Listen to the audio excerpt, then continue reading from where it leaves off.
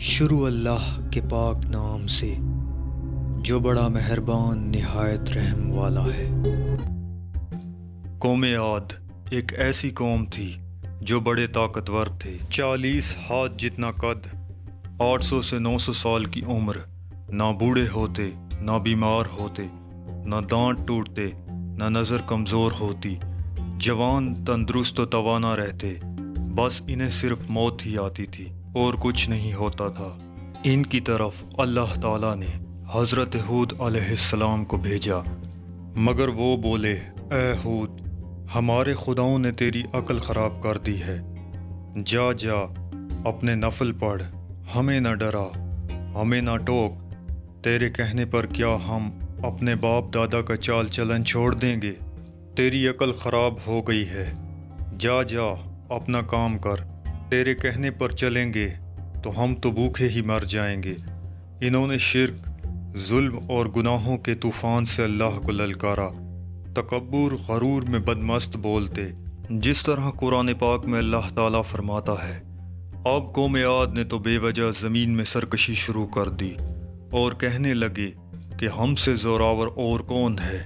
کیا انہیں یہ نظر نہ آیا کہ جس نے اسے پیدا کیا وہ ان سے بہت ہی زیادہ طاقتور اور زوراور ہے، اور وہ آخر تک ہماری آیتوں کا انکار ہی کرتے رہے، اور غرور اور تکبر میں کہتے، کوئی ہم سے زیادہ طاقتور تو لاؤ نا، ہمیں کس سے ڈراتے ہو؟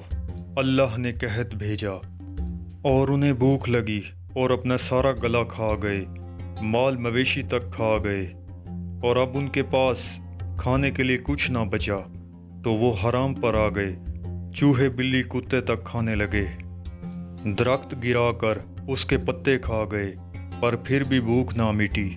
پھر ان کے ہاں نہ بارش ہوئی، نہ قطرہ گرا اور نہ ہی گلا اگا۔ پھر تنگ آ کر اپنا ایک وفد بیت اللہ بھیجا۔ ان کا دستور تھا جب مصیبت آتی تو وہ اوپر والے کو پکار اٹھتے، جب دور ہو جاتی تو اپنے بتوں کو پوجنے لگتے۔ بیت اللہ وفد گیا اور کہا کہ ہمارے لیے اللہ سے دعا کرو کہ بارش برسائے۔ اللہ نے 3 بادل پیش کیے، کالا، سفید اور سرخ۔ اللہ نے فرمایا، ان میں سے ایک کا انتخاب کرو۔ انہوں نے آپس میں مشورہ کیا کہ سرخ میں تو ہوا ہوتی ہے، تو انہوں نے کالے بادل کا انتخاب کیا۔ اللہ نے کہا، واپس پہنچو، بادل بھیجتا ہوں۔ وہ خوشی خوشی واپس آ گئے۔ جب لوگ ایک میدان میں جمع ہوئے، بادل آیا اور وہ ناچنے لگے کہ بارش ہوگی، قحط مٹے گا، کھانے کو ملے گا۔ کیا پتا تھا کہ وہ بارش ان پر اللہ کا عذاب ہے، کہ جس طرح وہ حضرت ہود علیہ السلام سے کہتے تھے کہ لے آ جس سے ہم کو ڈراتا ہے۔ اس بادل میں ایسی تند و تیز ہوا تھی کہ جس نے ان کو اٹھا مارا، ان کے گھر اڑا دیے۔ ان کے بلند قد اور لوگ تنکوں کی طرح اڑ رہے تھے۔ ہوا ان کے سروں کو ٹکراتی تھی، اتنی زور سے ٹکراتی کہ ان کے بھیجے نکل نکل کر منہ سے لٹک گئے۔ بعض لوگ بھاگ کر غار میں گھس گئے کہ یہاں ہوا نہیں آ سکتی، مگر میرے رب کا حکم ہو کر رہتا ہے۔ ہوا غار میں بگولے کی طرح داخل ہوتی اور ان کو باہر اٹھا کر پھینک دیتی۔ اللہ نے فرمایا کہ کیا کوئی باقی بچا ہے؟ اللہ تعالیٰ نے ان کو ہلاک کر کے دکھایا کہ جب تم اللہ اور اس کے رسول کی نافرمانی کرو گے تو اللہ تم پر ایسی جگہ سے عذاب بھیجے گا جہاں سے غمان بھی نہ ہوگا۔ قوم عاد عرب کی قدیم ترین قوم تھی۔ ان کی شوکت و وحشت ضرب المثل تھی، پھر دنیا سے ان کا نام و نشان تک مٹ جانا بھی ضرب المثل بن گیا۔ قرآن پاک کے مطابق اس قوم کا مسکن احصاف کا علاقہ تھا، جو حجاز، یمن اور یمامہ کے درمیان واقع ہے۔ یہیں سے ان لوگوں نے پھیل کر یمن کے مغربی ساحل سے عراق تک اپنی طاقت کا سکہ رواں کر دیا۔ قوم نوح کی تباہی کے بعد دنیا میں جس قوم کو عروج عطا ہوا وہ یہی قوم تھی۔ یہ لوگ جہاں آباد تھے وہ ایک سرسبز اور شاداب علاقہ تھا۔ آج اس کی یہ حالت ہے کہ ایک خشک صحرا کی مانند ہے۔ قوم عاد کی تباہی و بربادی کا سبب ان کا دو طرفہ زندگی تھا جو انہوں نے خود اپنے لیے پسند کیا تھا، اور یہ ان کو تباہی و بربادی کی طرف لے گیا۔ اللہ نے اس قوم کو سوچنے اور سمجھنے کا پورا موقع دیا، ان کی فہمائش کے لیے رسول بھیجے، مگر انہوں نے اپنی روش نہیں بدلی اور اللہ کے عذاب کو دعوت دی۔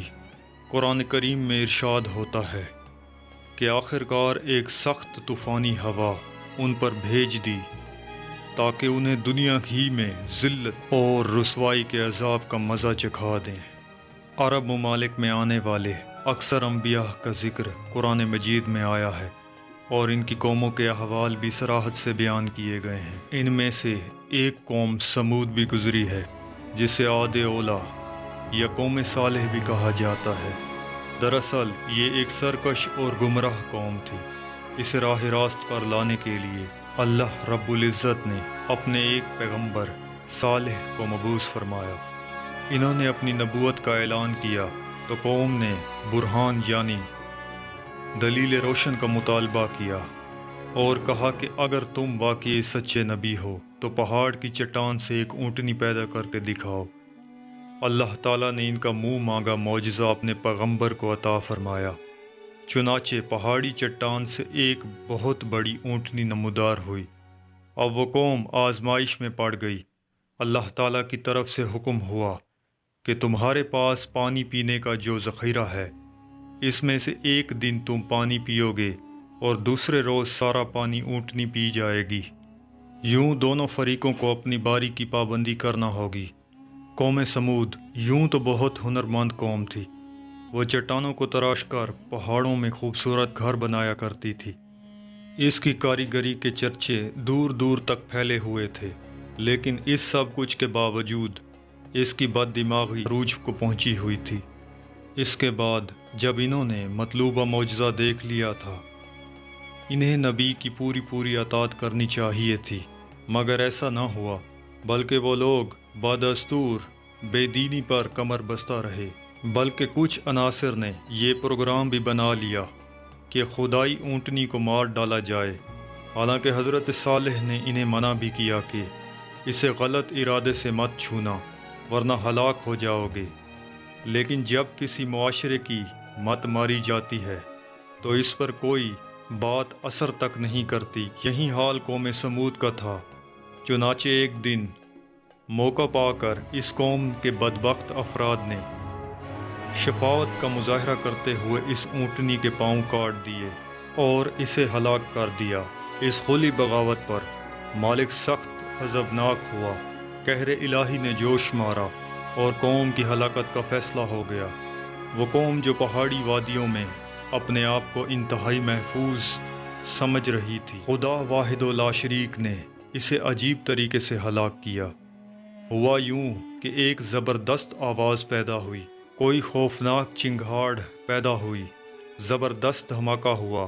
اس شدید دل روز آواز کے اثر سے وہ موت کا شکار ہوتے چلے گئے، اور یوں آنے واحد میں ساری سرکش قوم لقمہ اجل بن گئی۔ یہ ہے کوہ تراش قوم کا واقعہ، جنہوں نے اللہ کے حکم کی خلاف ورزی کی کہ جہاں مالک حقیقی انسان کو اپنے عجیب مظاہر دکھاتا ہے، وہاں اس کی سزائیں بھی بڑی انوکھی ہوتی ہیں۔ نامعلوم اس شدید چیخ میں یا سخت دھماکے کی جیسی آواز میں کیا تاثیر تھی؟ عین ممکن ہے کہ ان کے جگر پھٹ گئے ہوں یا حرکت قلب بند ہو گئی ہو۔ کیا معلوم اس آواز نے ان کے کانوں کے پردے پھاڑ دیے ہوں اور ان کے اجسام ریزہ ریزہ اور منتشر ہو گئے ہوں۔ بے شک اللہ ہر چیز پر قادر ہے۔ جو گناہ قوم عاد نے کیا یا قوم سمود نے کیا، کیا وہ ہم نہیں کر رہے؟ کیا ہم اللہ کی حدوں کو پار نہیں کر گئے؟ کیا ہم نے اللہ کو اپنی نافرمانی سے نہیں للکارا ہوا ہے؟ بس توبہ کرو، اللہ سے ڈرو، قرآن پاک پڑھو۔ جن گناہوں کو ہم معمولی سمجھتے ہیں، اللہ نے ان گناہوں پر پوری قوم زمین بوس کر دی ہے۔